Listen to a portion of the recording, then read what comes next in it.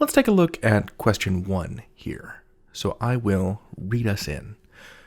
The U.S. healthcare system has made significant strides in the implementation of systems that manage electronic health records, which include information such as a patient's medical history, medications currently prescribed, and a list of allergies. Okay, and so there's our underlined portion, and what's changing here in these choices is all punctuation, it looks like. So choice A, the no change option, has a comma between prescribed and. Choice B replaces that comma with a semicolon. Choice C replaces that comma with a colon, and choice D puts the comma after the and. So let's step back and look at the context. This punctuation comes in the middle of a list of items included in an electronic health record, right? So we've got medical history, medications currently prescribed, and a list of allergies. Those are the 3 items. So we're being asked to best punctuate this list. Your official SAT will have 1 to 2 questions like this. Here's the rundown. Are there 3 or more items in a list? If so, punctuate. You need to separate them with punctuation. If there's 2 items in a list, they don't need punctuation. Here are our 3 top tips for questions like these. First, be consistent. In a list, the items should all be separated by the same type of punctuation marks. So if you see other examples of punctuation, follow the pattern, right? If you see commas, blank, then the third thing should be a comma. But if you see semicolons, then the third should be a semicolon. Second, never use colons or dashes in a list.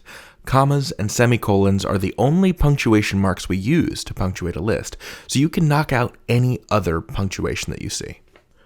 And third, the punctuation comes before the and. Any list of 3 or more requires an and or an or, and the punctuation mark comes before it, not after. As in eggs, comma, cheese, comma, and bread. It goes before and not after the and.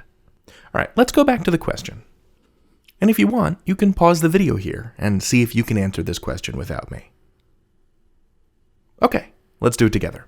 All right, I'm going to apply my top tips, and first I'm going to look for other kinds of punctuation marks in this list. The list begins with information such as a patient's medical history, comma. Cool, that's our answer. It was that simple. The answer is A, no change. That took me like 5 seconds.